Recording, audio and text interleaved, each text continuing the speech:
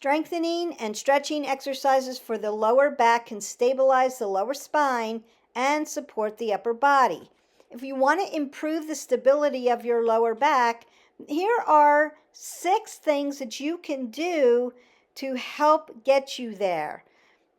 Stronger core gives you a stronger back. Stronger back gives you a stronger core. It's a symbiotic relationship. And we want to learn plank and side plank and bird dog and glute bridge, some ab crunches and some cat cows. All of these things are going to help you maintain a healthy lower lumbar.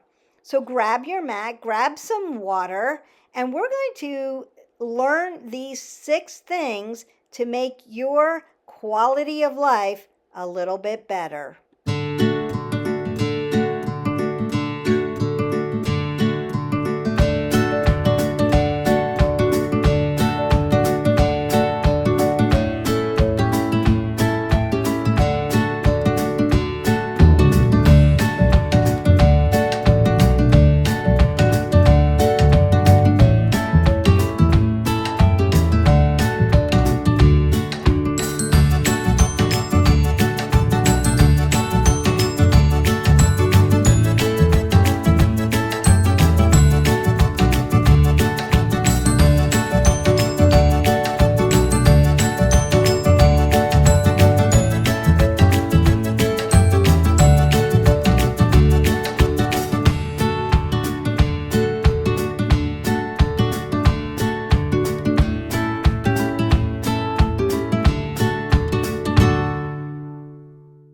Hey everybody, welcome back to 360 Strong Women. Today we're going to work on our low back to improve the stability in the lower lumbar. Remember that we have been doing this series, and then we're going to get back to regular workouts, but I want to make sure that you have got this because it's that important to moving your fitness forward.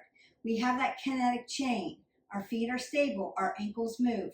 Hit our button, like, subscribe, and share. We've done a video on that. Then we moved up the kinetic chain and we went right to knees. Our knees are stable. How do you strengthen and keep those knees stable while also having great flexion and extension in the knee? And then we worked into hip mobility. Our hips are our movers. Right, so how do you get your hips opened up wide without putting pain around them? And how does it affect the body as we move up that kinetic chain? So your hip is your mover. Now your low back is stable. And we did do a video on glutes, lower lumbar, and hamstrings, just so that you could get some strength exercises in. Then I jumped back up into shoulder mobility because our shoulders provide us what? Range of motion. Now I'm going to drop back down into this lower lumbar. This is where I get a lot of questions about how do I get my back to stop hurting? How can I lengthen it out and strengthen it? How can I keep it stable? So even when I'm lifting weights, Beth, I tend to do this. Most of that is just bad habits. Please stay with this channel so that you can learn proper alignment, proper lifting techniques so that you're not thrusting your back. Your back is not the mover, right? You want to be able to lift the weight for the muscle group that you're using.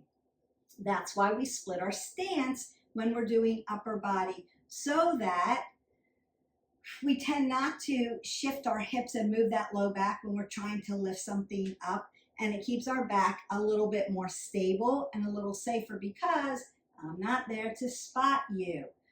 If you are a practitioner of weightlifting, you don't have a low back issue, you can be parallel. I'm not saying you can't. I'm just saying splitting your stance is a little safer for you, less risk for injury of the lower lumbar. The most common way people wreck their low back is not acute contusion or an accident. Like I broke my back, I had a contusion. a long time ago, and now it's nice and strong and sturdy, and I didn't have to have surgery on it. That is my story. If you want to know more about that, leave me comments below, and I'll be happy to authentically share my journey of how I even got into fitness because of this accident that I had with my lower back. Moving forward to that, most people just don't stretch their low back enough, particularly when they get up out of bed and they're tight. Your muscles are short, they're cold, they're tight. You've been resting. Now we have to get them fluid. That's why we dynamically warm up. And what do? They go to the sink and hip hinge or bend over to brush their teeth. And their back goes out. That's the number one way most people hurt their back. Or they bend over constantly to pick things up instead of squatting down to pick things up. That's the number two reason. They have overuse injuries because they're not using their low back properly. They're using it as a mover and not a stabilizer. I give you 6 exercises. These are my 6 go-tos to help improve the stability in the lower lumbar. I'm talking about L1 through 5. I'm also talking about those QL muscles that are those internal ab muscles, right? And they sit up alongside here. And sometimes when you push your back out, like when you do a cat-cow, which we're going to do today, it feels like it's almost numb back there. Your QL is just very tight. That tells me, one, your abs are weak and your glutes are weak. And so that's why I did that glutes, hamstring, low back video. So you want to go back in there and start doing those strength exercises. Today, we're working 6 things that are going to help improve the strength and stability of your lower lumbar. What do we have to do first? We have to warm up our body dynamically. I want to get my body full of oxygenated blood. I don't want to just drop down into my exercises and start moving that way. I want my short, cold, brittle muscles, ligaments, and tendons to be warmed up so that I can move more fluid. And so I'm always warming up dynamically. I have a whole video on how to dynamically move your body. And so you can go into that video. Everything connects to everything. I am purposeful about my videos, even though it may not seem like it. It's not fancy. It's just good knowledge. It's foundational, and we need that. So I'm going to open up what? My hip flexors, because when I work low back and abs, I'm working around this abdominal belt, and that's going to affect your hip flexors. Everything connects to everything. So my hips are my mover. That's my mover. So I want to move them. My low back is my stabilizer. I want to stabilize that. If you can remember your kinetic chain, it's really going to help you be really purposeful about how you lift, how you do cardio, how you do yoga, how you do stretch and flexibility. It's going to help. All right.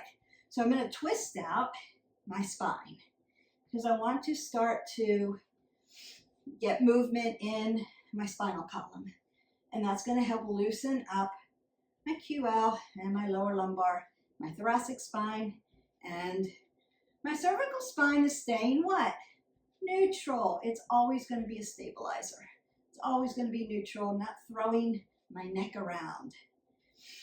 If you tend to bob when you work out, you're not stabilizing your cervical spine. And we want to be super, super gentle here in our neck.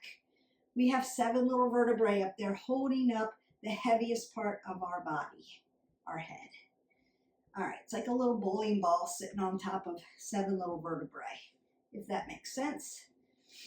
All right, I might want to bring my knees to my chest and then open up my glutes. And then load my legs because Big legs burn big calories. Big leg muscles.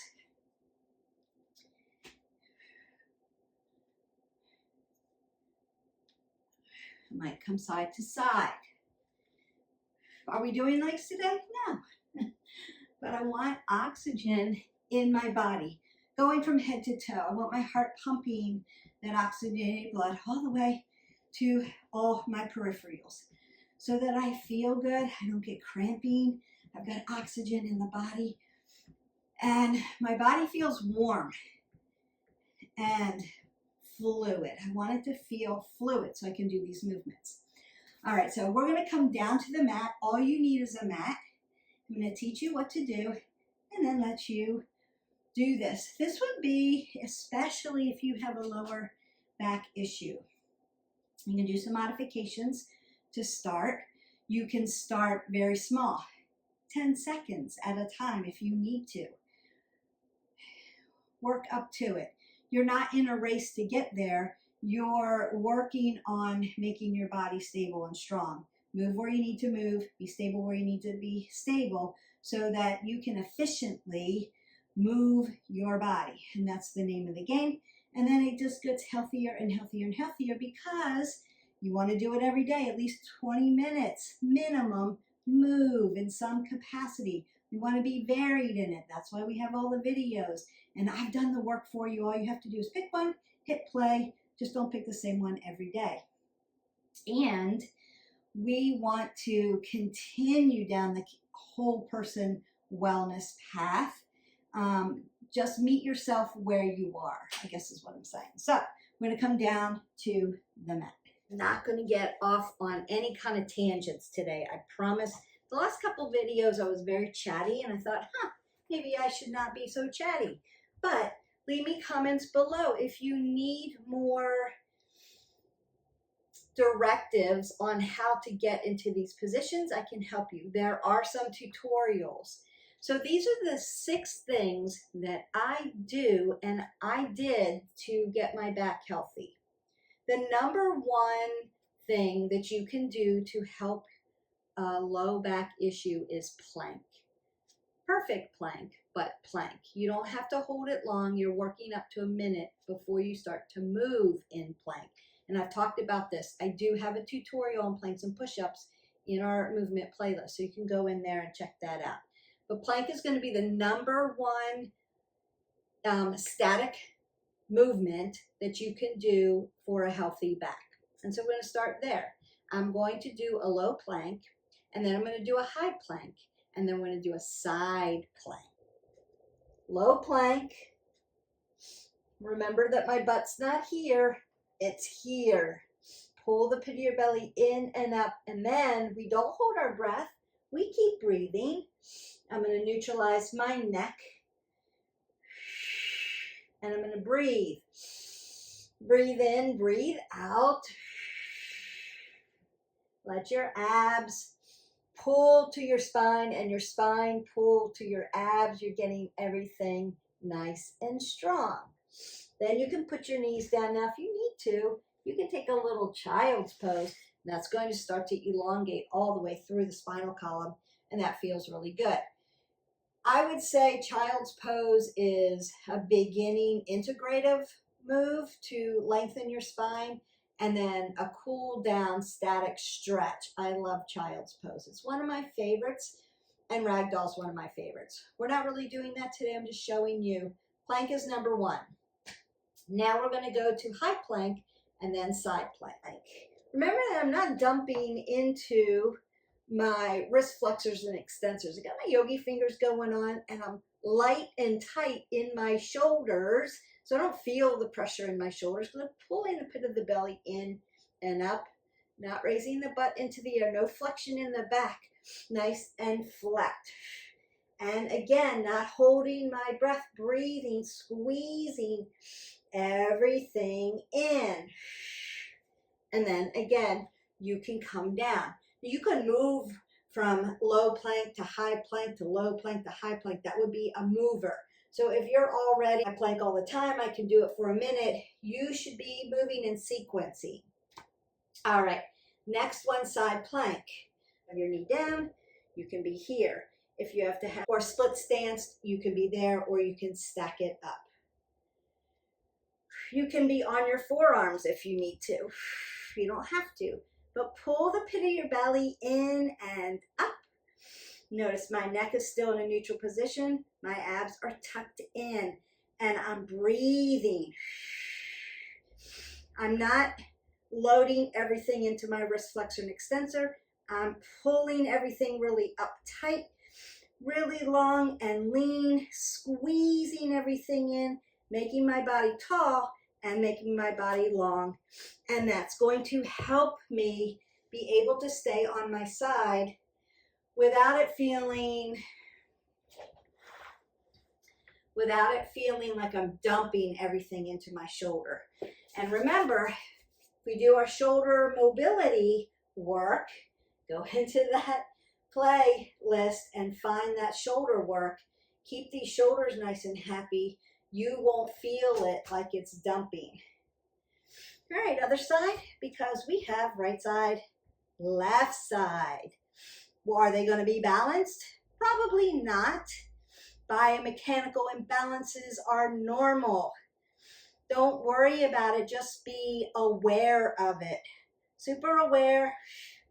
And then if you're moving, right, you can do hip dips. We're not moving today. I'm just holding this static and I'm breathing, doing a lot of work here.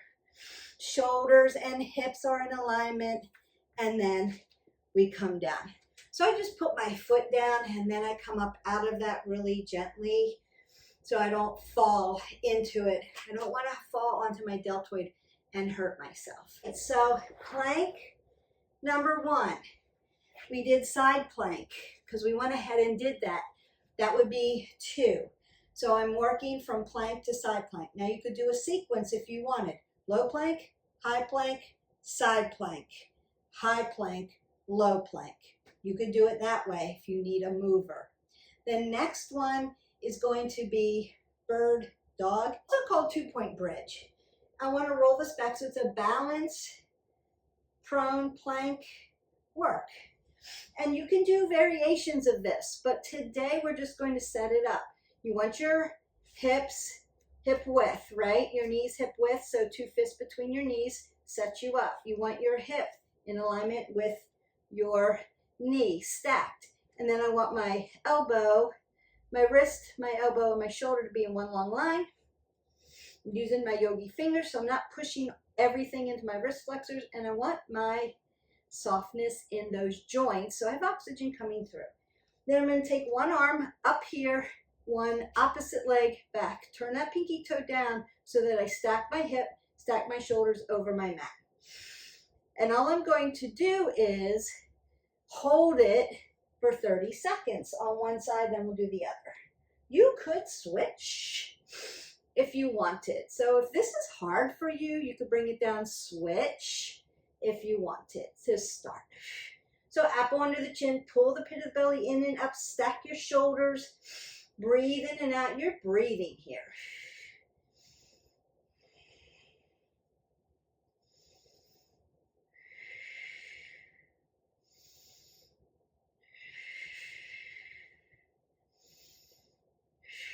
And then come down. Now, you may have to, right, roll out your wrist because of the oxygen.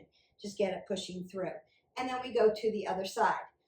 I'm just going to do the other side. Normally I turn around so you can see, but we're just going to keep moving here. So opposite arm here, right up, my shoulder, my ear.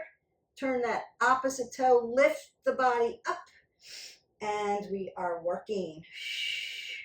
Breathing, we're not holding our breath.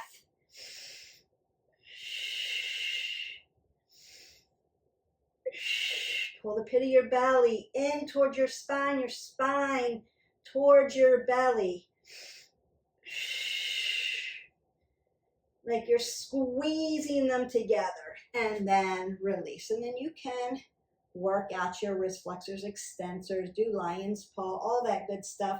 You can keep this moving. Everything doesn't have to be static. All right, so we have plank and side plank and bird dog or 2-point bridge, both called the same thing. Those are great. When you get really, really good with it, you can use an unstable surface like a Bosu.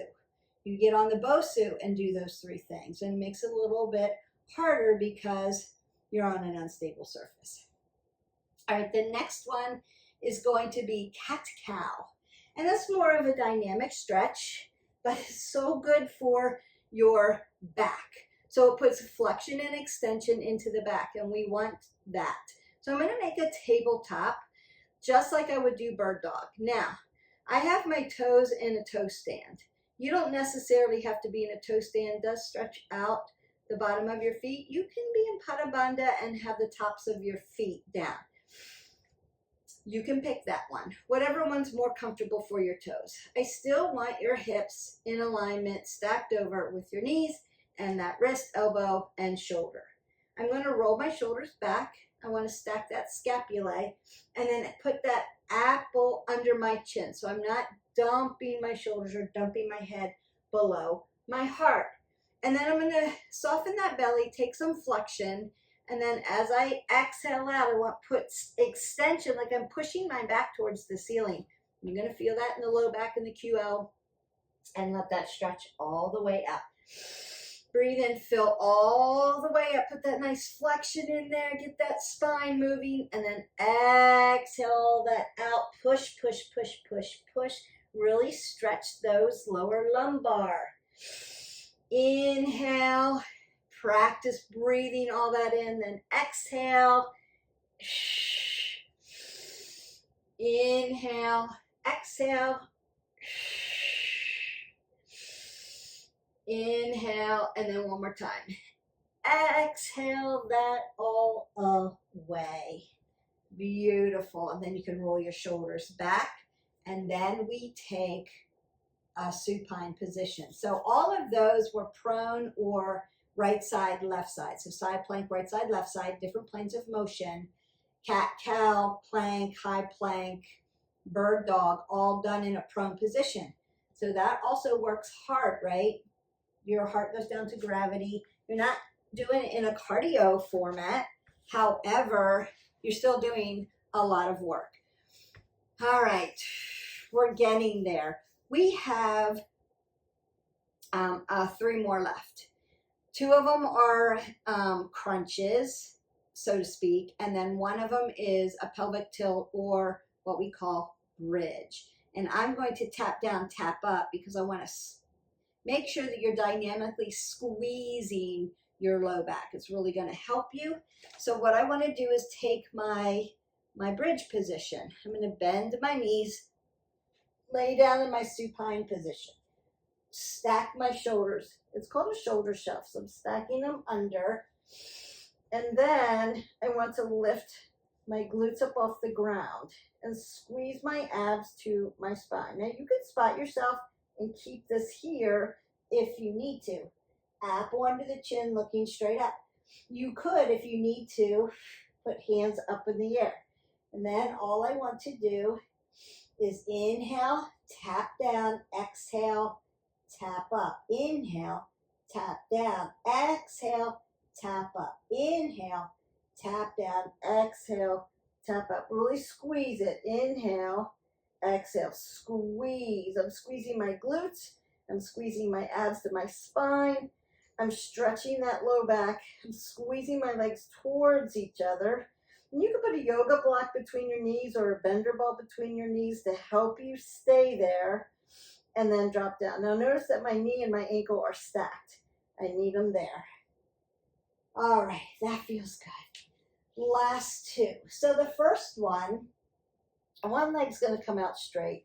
One leg's going to be bent. And I'm going to hover this straight leg. And then I'm going to take my thumbs, put it to my temple, and externally rotate my shoulders out. I'm going to lift my shoulder blades up off the ground, apple under the chin, looking straight up, and breathe. So really, really working those lower abs, abdominals into my low back. Strong abs, strong back, strong back, strong abs. It's a symbiotic relationship. You have to work them together. Otherwise, if you have weak abdominals, particularly transverse abdominis, which are internal deep ab muscles, you're going to have low back issues. If you have tight hip flexors, you're going to have low back issues. So the stretching and the core work is crucial for your low back. So we want to do that.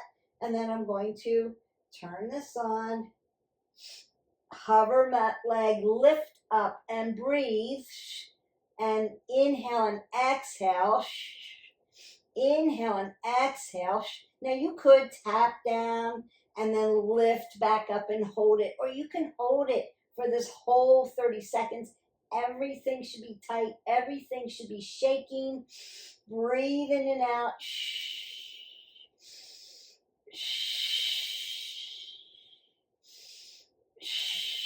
And then release. Now you could then do the other side, which we're going to do, and lift up. So I'm hovering the other leg, I'm lifting up, and I'm holding. I could tap down, tap up, tap down, tap up, or I could hold it, lift up, squeeze everything, and breathe. I'm not holding my breath on abdominals. We don't want to do that. I just want to strengthen everything and help my low back stabilize. So when I'm doing things in life and moving and living my life, not just working out, but living my life functionally, I want to make sure my back is in good shape so that I have quality of life and I'm not struggling. I'm not hurting all the time. Doesn't hurt to get out of bed. Doesn't hurt to be on the floor and then get up. Doesn't hurt, right? If you are very sedentary and you sit a lot, your spine's going to compress, and it's going to compress all the way down into that lower lumbar, and your glutes will get weak. We've talked about this. So we want to make sure we're getting up off the ground. We're getting out of our chair at least every hour. So set your watch. If you can't get up every hour, you can do the every 30 get 3. It's a great way to get some movement back into your body, get some oxygen into your body, keep things from getting so compressed and tight. And so what you would do is every 30 minutes, you're going to stand up and get 3 minutes of movement. And it could be just walking around. It could be a multitask thing where every 30 minutes, I'm just going to get up and dance around, or I'm going to march in place, or I'm going to do some squats. You're going to do some kind of movement. It doesn't have to be exercise. You could just walk around your house or walk around your office or do what you need to do for 3 minutes. Just get that oxygen going again, and then you go back to your work. You have fresh eyes on things. You've got oxygen in. You don't have so much monkey brain. So a lot of stuff is happening, not just now I'm decompressed in my spine. I'm not going to have as such weak glutes. My hip flexors, my low back aren't going to hurt as much. That's all great, and that's going to happen. But brain work, right? Oxygen. You feel better. You don't have so much monkey brain or some fuzziness or feel tired at that 3 o'clock hour. It's going to help. So every 30 get 3. Don't forget that. All right, last one. It's just a crunch up. Nice and slow, nice and purposeful. I'm going to dig my heels in. And then I'm going to cross my hands over, lay down, inhale, exhale, inhale, exhale, inhale. Try to make it nice and fluid.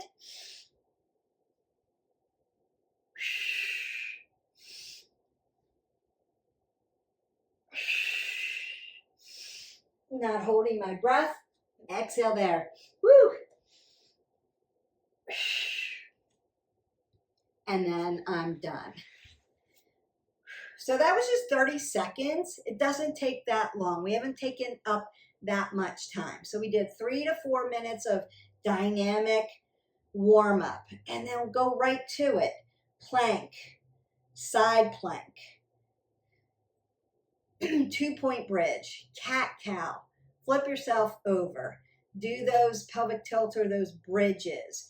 And then you're going to do those two side planks. And then you're going to do those two crunch ups, one full crunch up, one crunch down, and then that holding abdominal where you're hovering. It's almost like a leg lift. You put one on the ground. Now, when you get really advanced and you want, it's a full hover. You make that little banana like that. Not holding the breath, breathing in and out. So that's that banana hold. I love that one. And it's a little harder than it looks. Meet yourself where you are. We just did one leg and then one leg. Easy breezy. Those are the 6 exercises that done consistently will help you get your back stronger, more stable. Because it's going to do that core work, but it's going to work into those lower lumbar L1 through 5, where most of us have had an issue at one time. I torqued my back. I have a herniated disc, a bulging disc. Hurts to sit on the ground for too long. My glutes are weak because of it. I have a weak core. I get bloated around here. It hurts to, hip hinge and bend, and I don't have any flexion and extension in my spine. I'm really stiff. It hurts to get up out of bed. It hurts to reach for things, right? So all of those things, if you are consistent with these 6 things, then you can have a better quality of life. I promised I wasn't going to get off on a tangent today about movement, alignment, and etc. I hope that you enjoyed this video. I will leave the 6 exercises in the description below. Jot them down, and I want you practicing them. And let me know what your experience has been. What's the one go-to thing that you do that has made your body strong or flexible or more resilient in your quality of life? I would love to hear your stories. So just leave me that comment below. Don't forget, even though we just did this, you can add it to another workout. You can stretch at the end if you feel like, wow, that really felt good. I'm nice and stretched out. I want to stretch other body parts. Go into our playlist, like, subscribe, and share, and then reach for one of those whole body stretches. That's going to feel really good. Drink your water. You still need water. We were still in movement and motion. We're still using our body. It needs to be hydrated. Keeps your metabolic system up, and it helps you feel good. So 8 ounces of water. I'm going to keep saying it every day. Enjoy your day. I will see you for the next video. Bye.